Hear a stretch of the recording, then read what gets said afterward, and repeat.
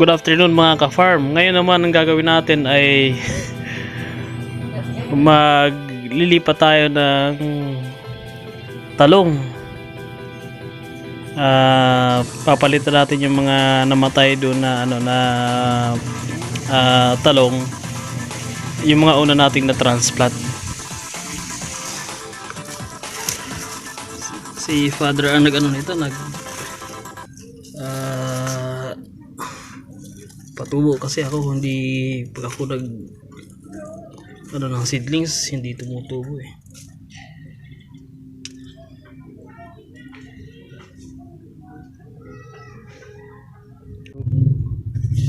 Kunin natin yung mga punla, ilalagay natin siya sa balat ng saging para hindi siya agad matuyo kasi press ko yung loob niyan eh.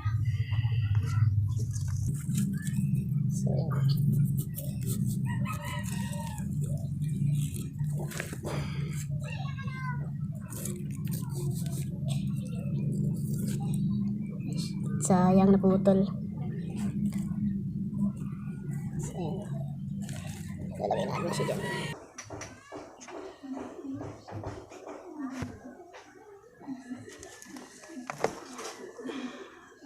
Lalagay natin dito. Tapos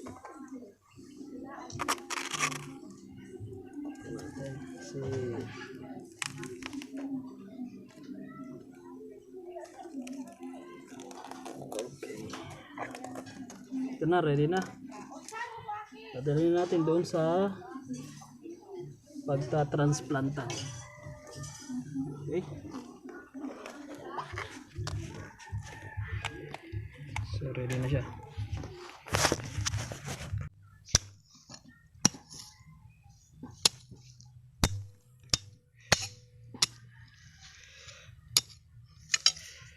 Tatanim tayo ngayon ng, ito yung kinuha natin bini kanina.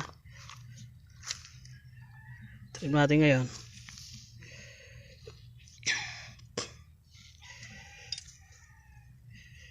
Yung mga may mga namatayan kasi na na space, so kailangan nating lagyan uli.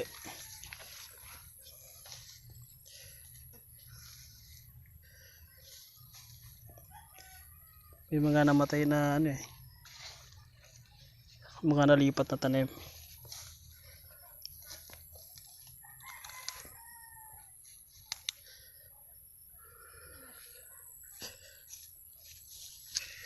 Dito isa sa dulo.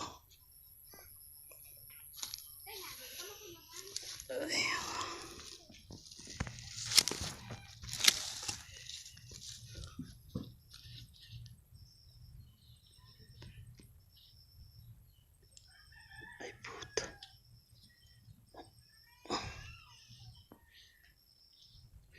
Baka mamatay, natanggal yung natanggal yung ugat.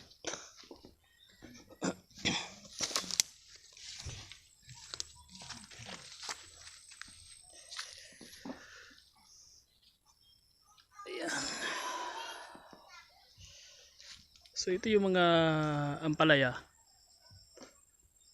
Yung mga nauna na yan, naunang na-post ko na na during the lockdown kasi nung bagyo nadali siya, so parang hindi rin napakinabangan yung yung unang batch. So tanim uli ako, try uli.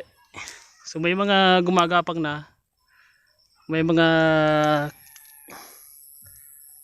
pa lang, tumutubo pa lang kasi pinalitan natin yung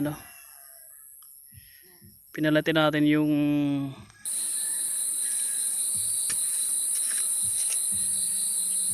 puno na namatay. So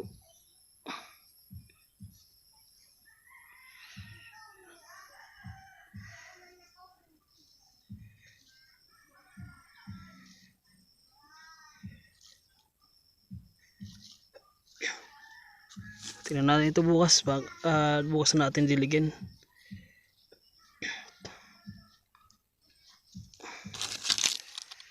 Yan. So ilang ano to? So yung ampalaya gumagapang na siya. Nakapag harvest na ako ng 4 na piraso. So magkakalahating kilo din eh. So yung mga naunang batch kasi nawala lahat, namatay after the typhoon. So yung mga kapalit, kasi may mga accidental akong nabubunot. Kaya kailangan palitan ng bago.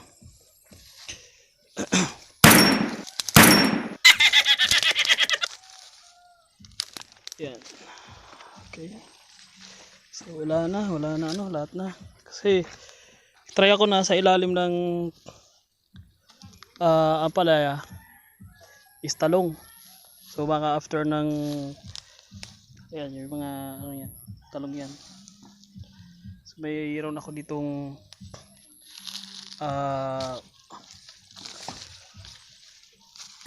lahat yun, nasa 31 lahat ng puno ng ano, talong. Sana maging okay.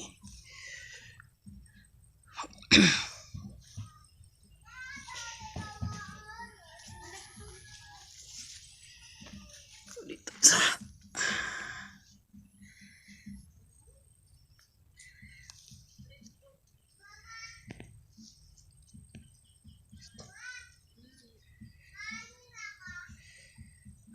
Okay. So dun tayo sa kabila.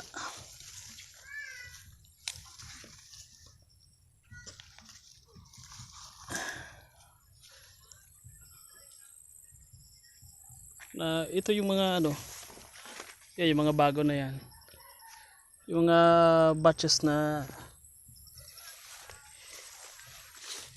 nilagay ako, tumutubo pa lang. Yung iba kasi din di yata nahugasan ng mabuti yung sprayer. So kapag pala kailangan mag-spray nito, talagang kailangan hugasan ng sprayer, kaya gumamit na lang ng ibang sprayer para hindi maapektuhan yung mga pananim. Ang nangyari kasi, yung sprayer na ginamit ko pang spray ng ampalaya is ginamit ko sa pag-spray ng ano, ng damo, yung pamatay ng damo. So affected siya kahit tinugasan ko na yung sprayer. So mas maganda siguro dapat talaga ibang gamit o ibang sprayer ang gamitin.